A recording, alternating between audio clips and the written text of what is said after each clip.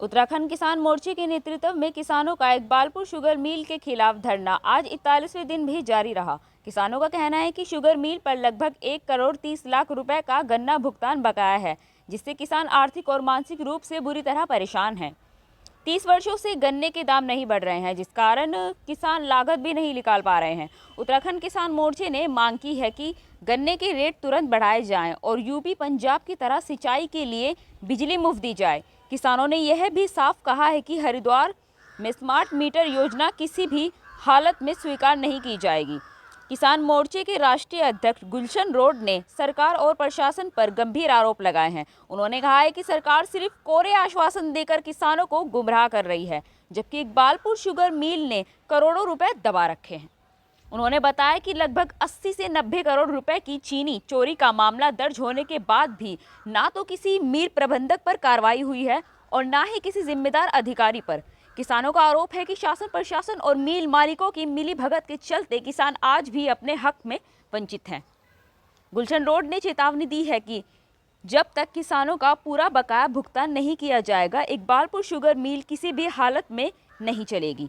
उन्होंने कहा है कि मिल प्रशासन ने पहले भी किसानों को चेक दिए, लेकिन अब तक किसानों के खातों में पैसे नहीं पहुंचे, जो उन्होंने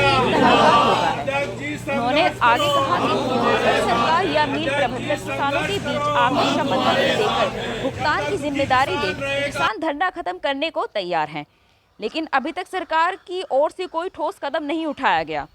इस बीच किसान मोर्चे ने घोषणा की है कि 9 अक्टूबर को एक विशाल महापंचायत आयोजित की जाएगी, जिसमें बकाया भुगतान, गन्ने के रेट, स्मार्ट मीटर और मुफ्त बिजली जैसे मुद्दों पर आगे की रणनीति। यहाँ नहीं सरकार मिलेगी, गांव में बैठेंगे, गांव में मिलेगी सरकार। जितने नेता मिलेंगे गांव देहात में धोखा देने वाले, उनसे भी पूछा जाएगा, उनसे भी जवाब मांगा जाएगा कि चुनाव में जो वोटों के ठेकेदार हम कि फलाने गाँव 10 गाँव के वोट मेरे पर, 15 गाँव के वोट मेरे पर, आज कहाँ चले गए। इस गन्ना किसान का 130 करोड़ का बकाया भुगतान ये चीनी मिल दबाए बैठी, क्यों नहीं सरकार की तरफ से कोई बयान दे रहा, क्यों नहीं आज कोई किसानों का भुगतान दिलवा रहा।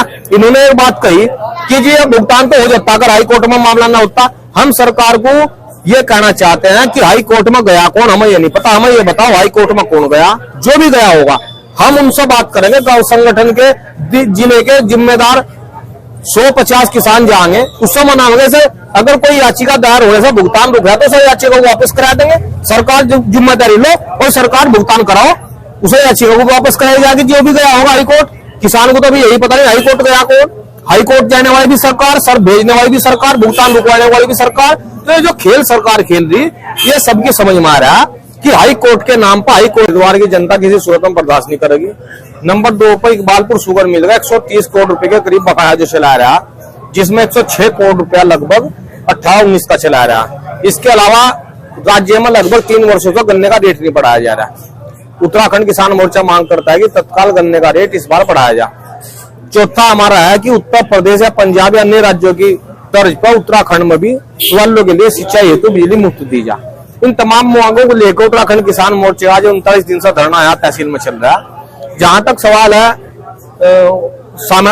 क्या आश्वासन मिले, क्या हुआ, तो हर बात पर सरकार का या प्रशासन का आश्वासन या आश्वासन है, जमीन पर कुछ दिखाई नहीं देता।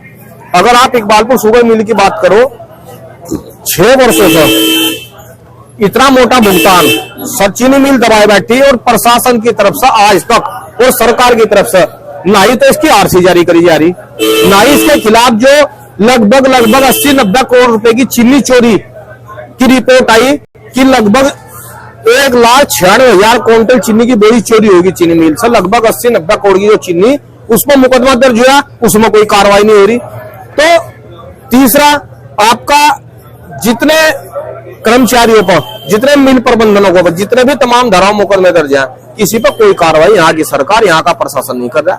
सारे के सारे किसान के पैसे को मरवा कर चीनी मिल मालिक से सांठ-गांठ करोगे बैठे। तो इन्हीं बातों को लेकर किसानों का धरना चल रहा है। लगा जो हो गुलशन रोड जी बहुत संघर्ष लड़ रहे हैं और सब किसान इनकी सहायता में, बच्चा सड़क पर निकल जाएगा 9 तारीख में, इनकी हवा खराब हो जाएगी।